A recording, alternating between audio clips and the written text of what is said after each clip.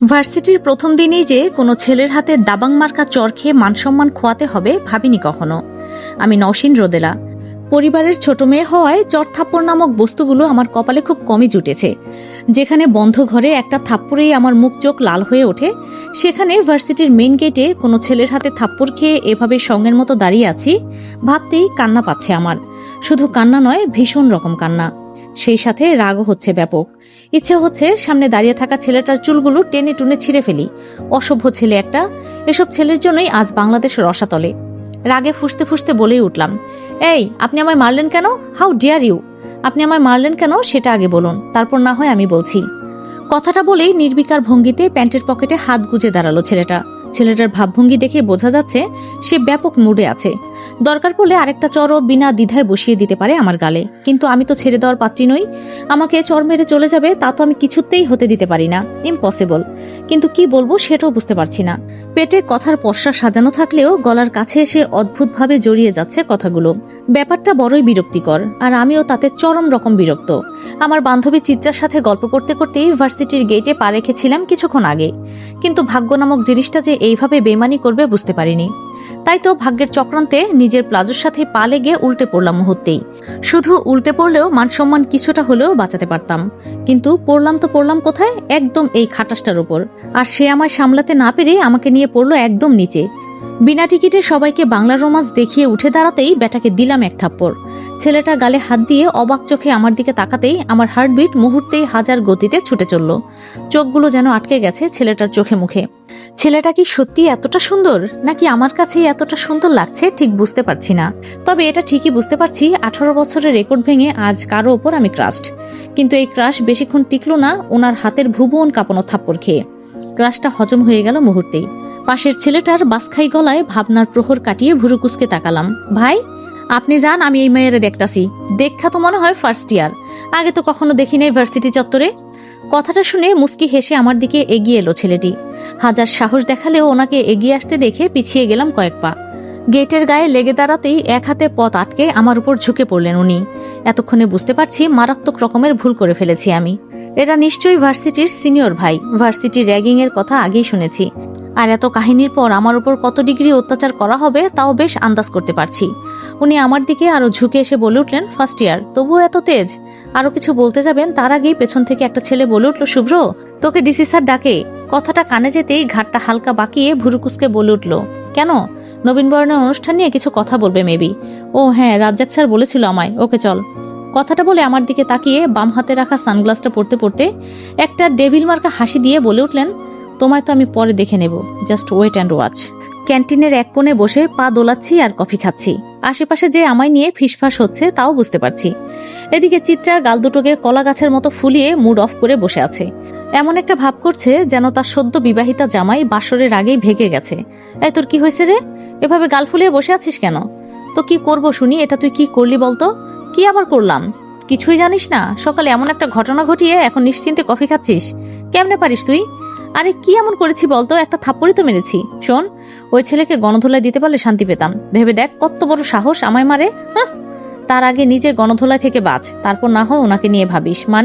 মানে সিম্পল। উনি কে জানিস? কেন রে, উনি কি প্রধানমন্ত্রী পোলা? না, তবে এর থেকেও কম না। উনি হলেন পলিটিক্যাল লিডার, তার সাথে ক্লাস টপার। ওনার ডিপার্টমেন্টে এই 35 বছরে উনি একমাত্র সিজিপিএ 4 পেয়ে গ্রাজুয়েশন কমপ্লিট করেছেন। 35 বছরের রেকর্ড ভেঙে চুরমার করে নতুন ইতিহাসটা তিনিই তৈরি করলেন এবার। পলিটিক্স আর পড়াশোনা দুইটা কিভাবে একসাথে কভার করেন কে জানে। এখন মাস্টার্স করছেন। যে কোনো সময় এই ভার্সিটিতেই টিচার হয়ে যেতে পারেন। প্রফেসরদের ফেভারিট স্টুডেন্ট, ছেলেদের ফেভারিট বড় ভাই, আর মেয়েদের ক্রাশ আইকন। বন্ধুদের কথা না হয় বাদই দিলাম। সো এবার বল, গণধোলাই কে খাবে, তুই নাকি সে? চিত্রার কথায় এবার চিন্তা বাবাজি আমার মাথায় বেশ কড়াকড়ি ভাবে চড়ে বসলেন। সত্যি তো, ভার্সিটি পপুলার ছেলেকে চড় মেরেছি, ব্যাপারটা নিঃসন্দেহে ভয়ানক দুঃসাহস। কিন্তু আমি কি করে জানবো সে যে এত পপুলার? গলায় সবসময় একটা সাইনবোর্ড ঝুলিয়ে রাখলেই তো পারে, যত সব। কিছুক্ষণ চুপ থেকে গলায় শুকনো ঢোক গিলে বলে উঠলাম, তুই জানলি কিভাবে এত সব কাহিনী? আপুর কাছে শুনেছি, আপু তো ইউনিভার্সিটিতেই পড়ে। উনি আপুরও crush. I am also crushed on him, Rod. আমি চিত্রার দিকে একবার অসহায় দৃষ্টিতে তাকিয়ে কফি খাওয়ায় মন দিলাম। ঠিক তখনই সেই সাদা বিলাই, আমাদের শ্রদ্ধেয় শুভ্র ভাইয়া এসে চেয়ার টেনে ঠিক আমার মুখোমুখি বসে পড়লেন। তার সাথে আরো 7 থেকে 8 জন ছেলে মেয়ে ঘিরে বসলো আমাদের। এর মধ্যে 5 জন ছেলে আর 2 জন মেয়ে। এদের হাবভাব দেখেই বোঝা যাচ্ছে এরা আমায় বাস দিতেই এসেছে। আমি শুকনো গলায় কয়েকটা ঢোক গিলে চারপাশে তাকাতে লাগলাম, উদ্দেশ্য কোনো ফাঁকফুকুর পেলেই দৌড় লাগাবো। কিন্তু সেটা যে নিতান্তই নিরাশা তা বুঝতে বাকি রইল না আমার। চিত্রার দিকে তাকিয়ে দেখি তার মুখও ফ্যাকাশে হয়ে আছে। দেখেই বোঝা যাচ্ছে বেচারি ব্যাপক ভয় পেয়েছে। আমিও যে কম ভয় পেয়েছি তা কিন্তু না, কিন্তু এদের কাছে নিজের ভয়টাকে কিছুতেই প্রকাশ করতে চাচ্ছি না। তাই অসীম সাহস নিয়ে বলে উঠলাম, কি ব্যাপার? কোনো ব্যাপার না, শয়তানি হাসি দিয়ে কথাটা বলে উঠলেন। তাহলে আমাদের মতো মাসুম মেয়েদের এভাবে ঘিরে বসেছেন কেন? আমার কথায় সব কয়টা হু হু করে হেসে উঠল। ওদের মধ্যে ফর্সা করে ছেলেটা বলে উঠল, দোস্ত এরা কি মাসুম? তো এই মাসুম বান্দিদের নিয়ে কি করা যায় বলতো? সাহেল, তোর কি মনে হচ্ছে না আমাদের ব্যাপারটা সেলিব্রেট করা দরকার? আমরা যে কতটা লাকি সেটা তো ভার্সিটির সবাইকে জানাতে হবে। দুইটা মাসুম ধোয়া তুলসী পাতা পেয়ে আমরা তো ধন্য, কি বলিস? অবভিয়াসলি দোস্ত, আমাদের লাক দেখে আমার এত খুশি লাগছে যে খুশির চোটে আইটেম সং দেখতে ইচ্ছে করছে। পাশের ছেলেগুলো চেঁচিয়ে উঠলো, তার মানে সাহেল নামক ছেলেটার সাথে তারাও একমত। আমি ব্যাপারটা ঠিক বুঝে উঠতে পারছি না এরা আমার সাথে ঠিক কি করতে চাইছে এবং কতটুকুই বা করতে চাইছে, তা আমার বোধগম্য হচ্ছে না। তবে এটা বুঝতে পারছি ভয়ঙ্কর কিছু একটা ঘটবে আমার সাথে, আর তা এখনই। চিত্রা আমার দিকে অসহায় দৃষ্টিতে তাকিয়ে আছে। ওকে দেখে মনে হচ্ছে সে যে কোনো সময় ভ্যা ভ্যা করে কেঁদে উঠবে। আমি চোখটা সরিয়ে সামনের দিকে তাকালাম। ভয় একটা ছোঁয়াচে রোগ। কারো হাসি দেখলে যেমন হাসি পায়, ঠিক তেমনি কারো ভয় দেখলে কাঁপাকাঁপি করতে দেখলে নিজের মধ্যেও একটা কাঁপাকাঁপি ভাব চলে আসে। তাই এই মুহূর্তে চিত্রার দিকে না তাকানোটাই উত্তম বলে মনে করছি আমি। ভাবনার সুতো কেটে পাশেই টপস জিন্স পরা মেয়েটা কথা বলে ওঠায় চোখ ঘুরিয়ে বাম পাশে তাকালাম। মেয়েটা বেশ গোছালো। বাঙালি মেয়েদের দেখলেই এক অজানা কারণেই মনে হয় না হয়তো শাড়িতে মেয়েটাকে বেশি সুন্দর লাগতো। কিন্তু আশ্চর্যকর বিষয় হলো এই মেয়েটাকে দেখে আমার তেমন কিছুই মনে হচ্ছে না। মেয়েটাকে দেখে মনে হচ্ছে শাড়ি নয়, বরং এই ড্রেসটাতেই তাকে বেশি মানিয়েছে। এই ড্রেসটা না পরলে যেন মেয়েটাকে মানাতো না।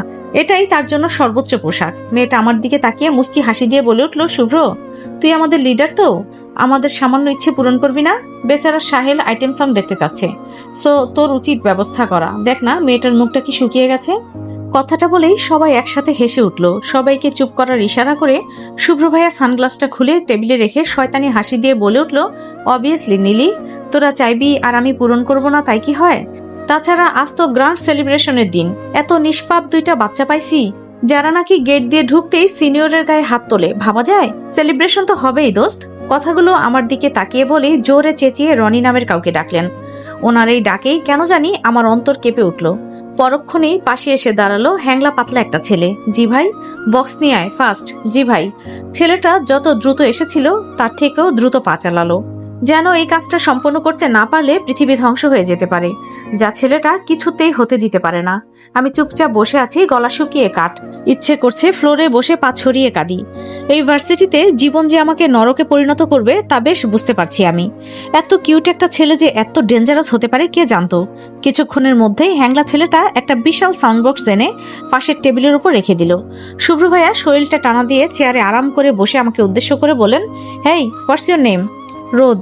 আমার কথাটা শুনেই শুভ্র ভাইয়া চোখ মুখ কুচকে বলে উঠলেন, হোয়াট রোদ? হেই গাইজ, শীতের দিকে একে একটু কাছে কাছে রাখতে হবে, তাহলে আর টাকা খরচ করে সোয়েটার কিনতে হবে না, কি বলিস? ওনার কথায় সবাই আবারও হুহা করে হেসে উঠল। একজন তো বলেই ফেলো, দোস্ত আমি তো ভাবছি শীতের রাতে একে সাথে করেই নিয়ে যাব। আর রাতে রোদ পাওয়ার ভাগ্য সবার হয় নাকি? এবার আমার চোখ দুটো টলমল করে উঠল। এতটা অপমানিত এই জীবনে কখনো হয়েছি বলে মনে হয় না। এই একদিনেই আমার অবস্থা যে এমন হবে জানলে কখনো ভার্সিটিতেই ভর্তি হতাম না। ওনাদের হাসাহাসি শেষ হলে শুভ্র ভাইয়া আবারও আমাকে উদ্দেশ্য করে বলে উঠলেন, হেই সানশাইন, মাথা নিচু করে বসে আছো কেন? ওপরের দিকে তাকাও তো। তোমার নাম কি শুধুই সানশাইন? আই মিন শুধু রোদ? আগে পিছে ঝড় বৃষ্টি কিছু নেই? আমি কোনো রকম নিজের কান্না আটকিয়ে শুধু একটা কথা বলতে যাব, তখনই পাশ থেকে একজন বলে উঠল, দোস্ত জিজ্ঞাসা করতো নামের আগে পিছে ঠাডা বজ্রপাত কিছু আছে কিনা? ওনার কথায় আবারও সবাই এক পত্তন হেসে নিয়ে আমার দিকে প্রশ্ন ছুড়ে দিল, পুরো নাম কি? Nowshin Ahmed Rodela. Rodela? Not bad. Anyways, ঝটপট টেবিলের উপর দাঁড়িয়ে পড়ো, ফাস্ট ফাস্ট। আমি অবাক চোখে মাথা তুলে ওনার দিকে তাকাতে বলে উঠলাম, কেন? সাথে সাথে আবারও হেসে উঠল সবাই। ডান পাশে বসা লং স্কার্ট পরা মেয়েটা আমার ঝুটি করে রাখা চুলগুলো এক টানে খুলে দিয়ে বলে উঠল, দোস্ত এই মেয়ের তো দেখি ব্যাপক কিউরিসিটি রে। আমাদের প্রশ্ন করে, কি করা যায় বলতে একে? আনসারটা দিয়ে দে। আচ্ছা আমিই বলছি। এই যে সানশাইন, তোমাকে এই টেবিলের উপর উঠে আইটেম সং এর সাথে ডান্স করতে হবে। অ্যাকচুয়ালি আমার ফ্রেন্ডদের আইটেম সং দেখতে ইচ্ছে করছে, সো স্টার্ট করো। ওনার কথাটা শুনে মাথাটা যেন ঘুরে গেল আমার। বলে কি এই ছেলে? পুরো ভার্সিটির সামনে আমি টেবিলের উপর আইটেম সঙ্গে নাচবো? পাগল নাকি? দেখুন, আমি নাচ পারি না, না পারলেও সমস্যা নেই, নাচতে নাচতে শিখে যাবে। তাছাড়া তুমি চাইলে আমার পেছনে দাঁড়িয়ে থাকা ছেলেগুলো তোমার সঙ্গ দিতে পারে। কি লাগবে? দেখুন, আমি নাচবো না, আর আপনার কথা শুনতে আমি বাধ্য নই। ভার্সিটিতে র্যাগিং অ্যালাউড না।